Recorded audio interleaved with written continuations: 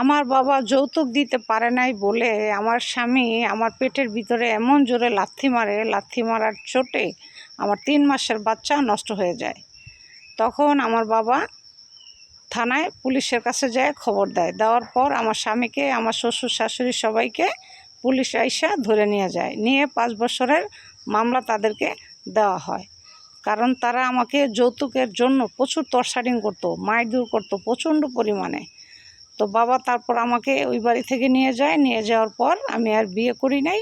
এখন আমি স্কুলের শিক্ষিকা করতেছি, প্রাইমারি স্কুলের টিচার। আর পাশাপাশি আচারের বিজনেস আছে আমার, আমি আচারের বিজনেস করি। তো নাম্বারও দেওয়া আছে আমার পেজে, সমস্যা নেই। আপনাদের কারো যদি তেঁতুলের আচার লাগে, আমি তেঁতুলের বিজনেস করি, আপনারা নেবেন। তবে ভাই, বিয়ে অবশ্যই আপনারা যদি মেয়েদেরকে দিতে চান আগে দেখে নেবেন মেয়ে যেখানে বিয়ে দিবেন তারা যৌতুক চায় কিনা আগে অবশ্যই জিনিসটা যাচাই বাছাই করে নেবেন। কারণ তারা যৌতুক যদি চায় ওখানে মেয়ে কখনোই বিয়ে দিবেন না, মেয়ে সুখী হতে পারবে না। আমার বাবা যৌতুক দিতে পারে নাই বলে আমাকে প্রচণ্ড মারধর করতো, যার কারণে লাস্টে তাকে আমার ডিভোর্স করে দিতে হয়েছে।